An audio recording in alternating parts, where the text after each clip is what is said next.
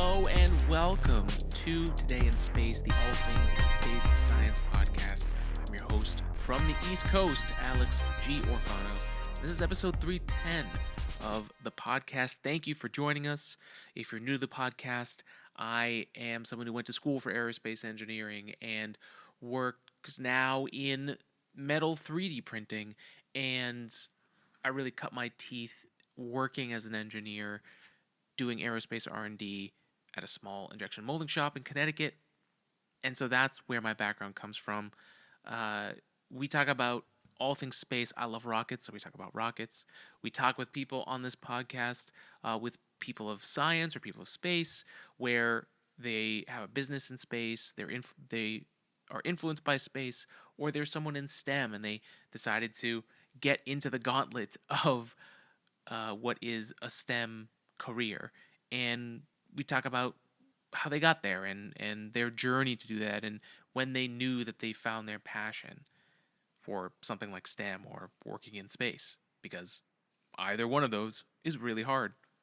But we hope by sharing their stories, we simplify it for you if you're interested and want to get into the space industry somehow. Even if you don't have a STEM degree, there's so many opportunities out there. And as someone who even had an aerospace degree, during the retirement of the space shuttle, where we didn't have all these amazing things like Axiom Space that can take a Crew Dragon, human-rated spacecraft to bring humans back and forth from the planet, all this progress and opportunity that we have today did not exist not that long ago. And so one of the great gifts that I think I'm able to give back here is to lay down some of that groundwork so that if you're someone that wants to get into the space industry, there's so many different paths to do that.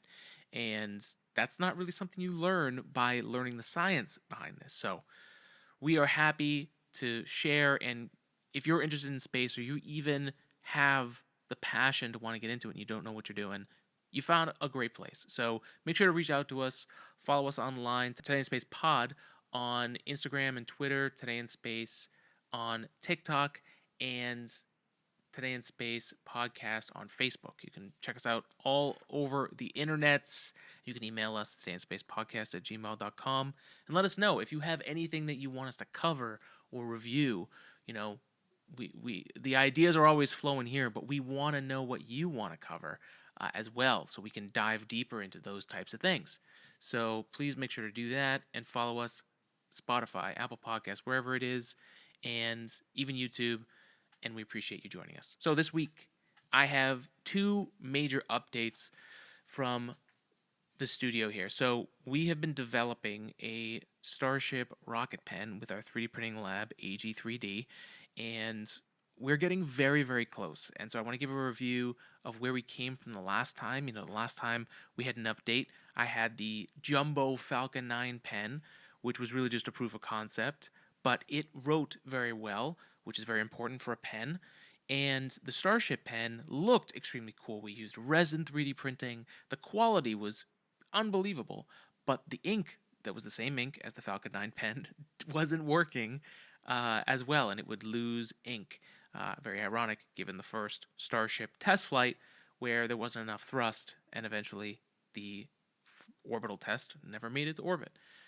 So we've been diving into how can we manufacture this to be more reliable, but to also bring the wow factor, because, you know, the one thing that 3D printing isn't is mass production, but the thing that it is great at is custom things, one-offs, short batches, really premium stuff. So we actually went and found the smallest nozzle for our filament-based system, and we were able to print something with super high quality, and we've been tuning in the material profiles, and that's a process that got me started into 3D printing.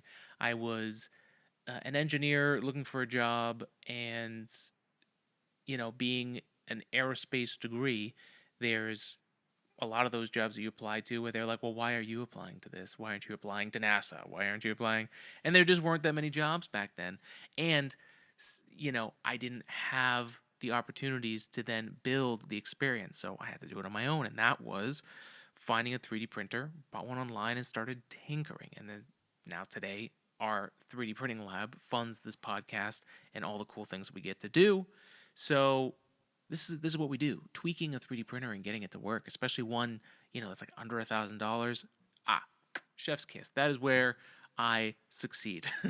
So we have been going to town on that design.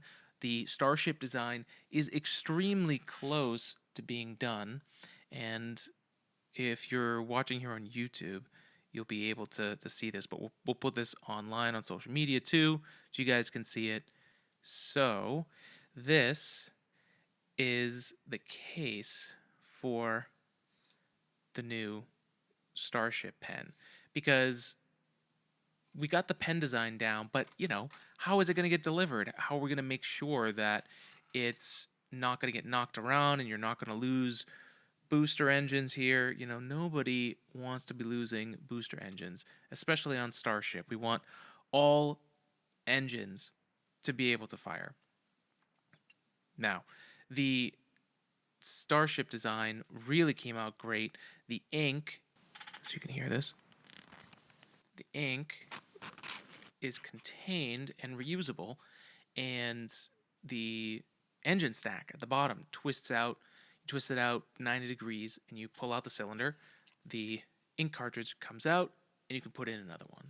And so it's really easy, and it's not like you're buying a pen, because the other thing we didn't want to do was just make you pay for a pen that then, the first version, the ink wasn't working, so we had to figure that out. We found a really nice ink cartridge. I don't know why that's such a difficult word to say, but we found one that we really liked, that wrote well, that was reliable. And then once we got that down with the 0.2 millimeter nozzle, again, that's really small. The standard is 0.4 millimeters for the diameter of most 3D printers, and so 0.2 is you really have to control your flow and your temperatures to make sure that filament is flowing really well through that really, really tiny hole. So, but we were able to do it, and we're able to repeatably print something that is similar quality, and we're just dialing it in a little bit more. The bottom, the engine stack, there needs to be a little bit more work done on where you will use your thumb and your finger to turn it. That's going to be something that needs to be implemented a little bit better. I think it's got to be a little bit thicker. But yeah, so we're working on that. And the tube itself, we have some really, really cool filament. This is like a galactic purple where it's got a bunch of sparkles, and on the case itself, we have the word Starship embossed.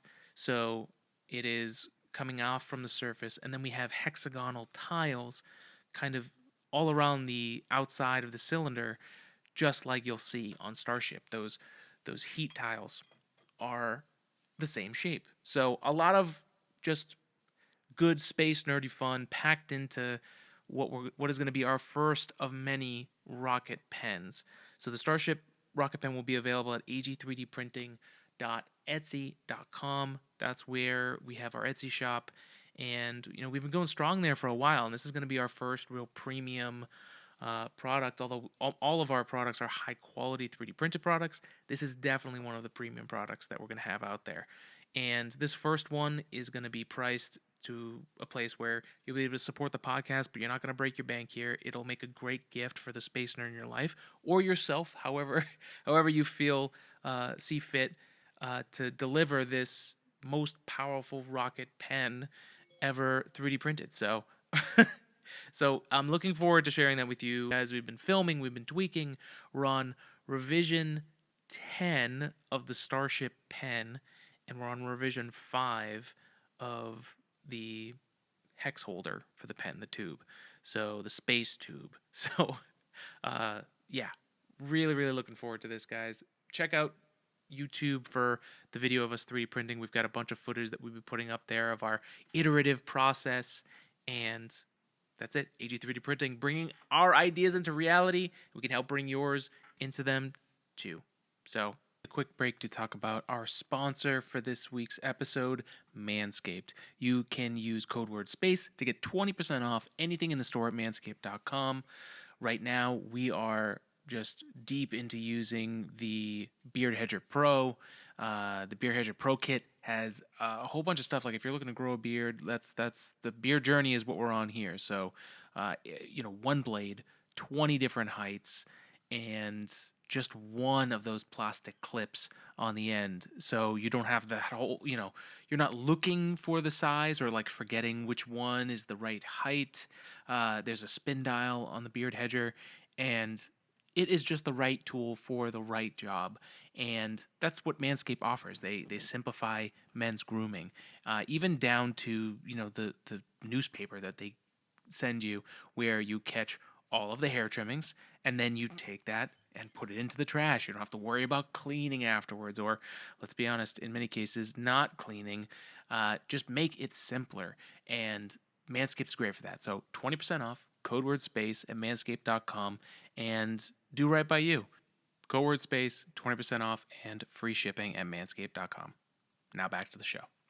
And we'll close this episode by talking about our latest observations with our observation station, the Vespera Telescope from the company Vaonis out in France. So we've talked about this a few times in the podcast. So we're going to do our review very soon.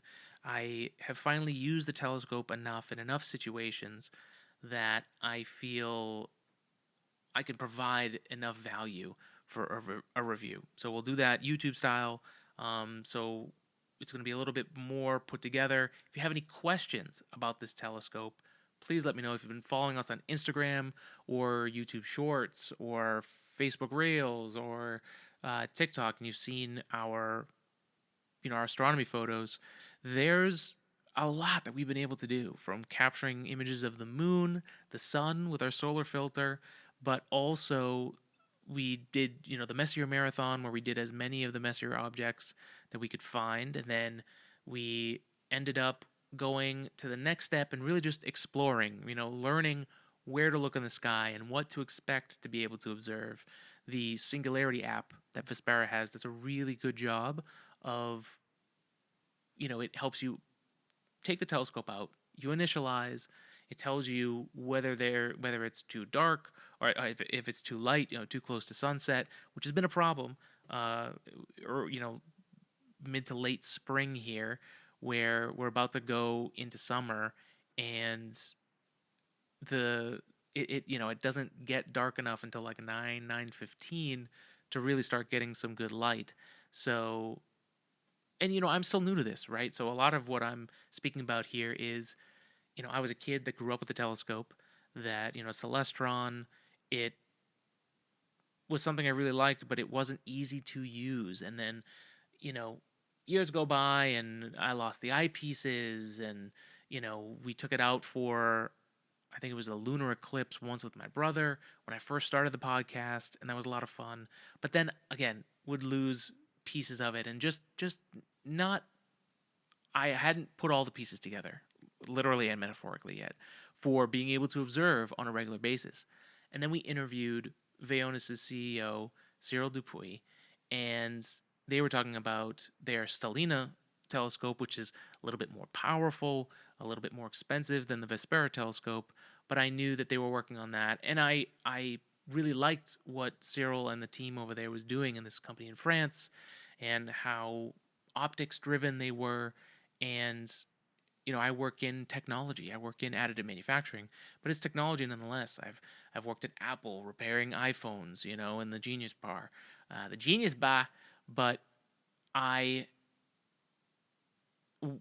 the idea of having a telescope that would allow me to observe and be scalable with my life. Like I could put the telescope out and work on the podcast, or hang out with friends while light is gathered into this telescope that's tracking by itself, that is giving me a lot of different ways to view the sky and different objects, and plan for how long each observation is going to take. So I can use the time that I have more efficiently, instead of never putting it out because there was never enough time. And I think that's something we can relate to in a lot of different things. And that's where technology can help you in your life, is, first identifying the problem of, I want to, in this case, I want to observe the sky on a regular basis, but it's very difficult to get it set up. And then if you really want to have a powerful rig, which there's tons of people online like Astronomy and Deep Sky Dude that are constantly showing us what like a like an amateur rig can do, right out of your backyard. And this Vespera Telescope definitely allows me to post and document on a regular basis without getting in the way, like, of all the other things that I tinker with, right? The first whole segment of this podcast was about the 3D printing lab. We have 5 FDM printers, 5 filament printers, and 3 resin printers, and they all need a little TLC. So that's a lot of things to tinker with on top of the things that I tinker with at work, which are a lot more complex, although not too much more complex. And, it has to be scalable with my life. And I think even for the busy person, even for the person who feels they don't have enough time to get into astronomy or learn all the things, this telescope is allowing me to have that on a regular basis. Granted, it's New England, so the weather is crap, but we've had a good string of clear skies, so I've been staying up a little bit later, maybe getting a little bit less sleep, but I think I'm sleeping better overall, so I'll call it a win. All right, folks, we're taking another break to talk about our new sponsor, Caldera Lab. What we're trying to do here on the podcast is bring sponsors that I think will be helpful, and they're things that I've tried, right? I'm not just going to sell you something we haven't done anything with. And Caldera Lab has been a real, benefit in my life. I think my skin is feeling so much better. I'm actually cleaning it on a regular basis, and there's 3 things in the bundle that I have been using that I have loved. So the Clean Slate is where I use in the shower. It's plant-based cleansing, leaving all skin types exceptionally refreshed. Then there's the base layer. After you're out of the shower, it's a nutrient-dense, fortifying moisturizer that hydrates your skin and absorbs fast, not giving you a shiny finish, a matte finish, so you can start your day confidently. And I will say, in New England summer starting to heat up here, I definitely I'm glad that it's a matte finish. And then there's the Good, which is your go-to at night before bed, and a clinically proven multifunctional serum that helps your skin look tighter and smoother, as well as help to reduce visibility of wrinkles and fine lines. I've had a few late nights, so I've been using that under my eyelids, and I've seen it benefits. So it's just another tool in your basket for taking care of yourself. Not even so much for outside validation, but for yourself. That's what I've found for me. Caldera Lab's been another tool, just like our other sponsor, Manscaped, to be better for myself and my mental health, which is also my physical health here in this case. So code word space, calderalab.com, 20% off their best products. That's code word space, 20% off at calderalab.com. The Clean Slate, base layer, and the Good, some great products out there, and there's other things you can check out. So make sure to check them out. Thank you, Caldera Lab, for being one of our new sponsors. And now back to the show. On May 14th, actually the last episode's thumbnail and background shows M101, Messier 101, which is the pinwheel galaxy. It's the reason I chose to observe it on that day was because it was high in the sky. I think it was in the southern direction, so where I have my telescope, that's kind of north to south, is where I have the most room for observations at many different altitudes. So that's something that's been really cool to learn and really understand how to plan observations throughout the year, right? When you have your strip of sky that you're going to observe, you have to, you are at the whim of the universe, of us spinning around in the middle of the universe, right? So you're going to have some consistency, but you have only some opportunities to really take a good look at those objects. Like the Orion Nebula was one of the ones that we really spent a lot of time observing earlier in the year, because that's exactly where it was, in that area where we could observe. So M101, the Pinwheel Galaxy, we observed on the 14th. The thing that's great about it is that it's perpendicular to us and our viewing, which means we get to see top down. We get to see the whole spiral arm, and it's the right size and right distance, 21 million light years away. So it's something that my telescope could pick up really well without any type of filters, and with enough exposure time, we got a really nice image. Now, post-processing astrophotos or astronomy photos, I still don't even know what to call them, but I'm still learning here. Clearly. I've been learning about post-processing and taking a TIFF file, TIFF, and manipulating the pixels so that you get a better contrast between the void of space and the stars, but also for things like nebulas and clusters and everything else that we're looking at. There's a color balance and different things, especially something like a galaxy, where you can really pull out the beauty of it. Now, the great thing with the Vespera Telescope is that all the things that you document and take pictures of are available in the app at all times. So it also gives you metadata on the position, the timing, all that types of stuff. But even just the images, it's built for the digital side of things. So, and it integrates so well between, for me, I'm using the Apple infrastructure, so I've got it on my iPhone, I've got it on my iPad, and it's even just the PNGs that you can get out of it are really, really good and easily manipulatable enough to put out a picture that invokes some kind of awe, right? And that's really what we're looking for. So the ability to move quickly but observe quickly, and that's what this M101 Supernova opportunity let us do.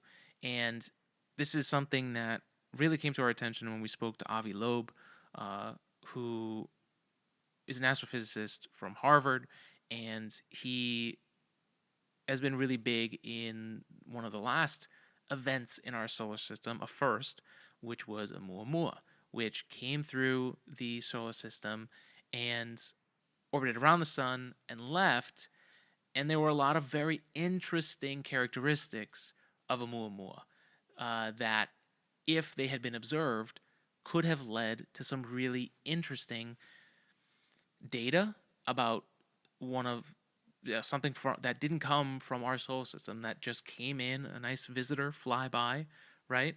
It did things that isn't fully explained by the traditional understanding of, say, asteroid or comet, and we were kind of left with very basic, I don't want to say explanations, but I think we didn't give it a full shot. And as we've learned in the recent years, our best estimate of what is going to happen, our theoretical, has oftentimes been proven to be very underestimating what is actually the case. Like the DART mission, right, that impacted that asteroid to show us how the debris from that impact would happen. You saw the animations of what they thought it would do, and you saw the real-life images of the satellite that was following just behind to capture that. The debris field was so much more than we thought, and it was such a beautiful thing. We've got Curiosity and Perseverance that are taking images, and the Ingenuity helicopter on Mars. We've got so many things. James Webb Space Telescope is helping us rewrite the books on galaxy formations and the beginning after the Big Bang, the formation of all of reality as we know it, right? Seeing and gathering data is one of the more important things. And so on the 14th, we took the 14th of May, we took a picture of the Pinwheel Galaxy, and then we found out a few days later that someone had discovered that there was a supernova that was occurring. So a dying star was happening in M101, and it was still viewable. I mean, this is exactly why we got the telescope. So, they say it's a once-in-a-decade supernova, and let's see here. So May 19th, so just 5 days after, seasoned, this is in Scientific American, this was written by Megan Bartles on May 24th, And so the May 19th season, supernova discoverer Koichi Itagaki spotted something strange in a spiral galaxy called M101, a bright new pinprick of light. At about 21 million light years away from Earth, the new supernova, which is formally dubbed SN 2023 IXF, is the closest such explosion of the past 5 years and the second closest in the past 10 years, according to NASA. And here Koichi says, it took me about 5 minutes to confirm that it was a supernova, who has claimed 172 supernova discoveries since he picked up the hobby in 2000. That's incredible. And the discovery was made in bad weather with lots of clouds. We were lucky. And isn't that the truth? Stargazing really does need a lot of luck, and things need to line up literally and metaphorically and emotionally. Although I will say, the amazing thing about stargazing is that it offers such great like mental health balance of like, I go back to like the Stoics of the old kind of Greek mentality of zooming out and seeing from above, even if theoretically, to understand your place and how important the things that you're worried about really are, right? And of course, space is the ultimate version of that, and stargazing, to be able to see a supernova, a dying star in a galaxy 21 million light years away, that happened 21 million years ago, is wild. And then not only just the serendipity of having watched it before to be able to watch it, and we're continuing to watch it on every good night that happens, so we'll have a progression of this supernova as it is in its dying days, and to be able to capture it and show it with you guys. This is what the Vespera Telescope was meant for us to do, and in under a year, mere months that we've had this. We haven't even had this 6 months yet, and we're already able to put eyes on the sky. A very small eye, but a very efficient eye on the sky for these types of events. And, we're going to continue cataloging as much as we can in our little open strip in the Massachusetts sky. And one day we'll get some more filters, so we'll be able to get even more out of every pixel on our telescope. So it was a lot of fun. Obviously, we'll have the animation of the supernova here. But the last thought is really, going from the first image on the 14th to our next image, it really is wild to see as you're gathering light, right? As you're getting exposure, in our case, taking 10-second exposures and stacking them up, which the app does by itself. And it tosses ones like, for instance, the other day, I think I had a streak, probably a Starlink satellite, and it tossed that stack out and ended up filling it in with others after it. So, there's a lot of smart tech in here, and they're doing a lot of stuff with the same hardware, implementing software to make that change, and it's a lot of fun. And we're going to continue checking out the skies, and we want you to come with us. So let us know if there's anything that you want us to observe. There was a comet, which basically was us going on our own manual to try and find the coordinates to observe at the right time. Things I'm still learning. There's so much to learn here. But this M1 supernova, my last thought, because I got derailed there, as we're gathering a light through... Folks, this happens a lot. If you're new to this podcast, I apologize. But I try and make it fast. I try and make it funny. So the light that's being gathered over time as you build those stack of images, the thing that blew me away, the first image, you really have to wait for those spiral arms. You've got the center, the light probably coming from the black hole at the center of everything that it's, taking in, and everything that's orbiting super, super close to it. You then see the arms, and it takes a while. But this image with the supernova, even still, the supernova is brighter than the center of that galaxy, and you see that supernova almost immediately, and it gets very, very bright over time.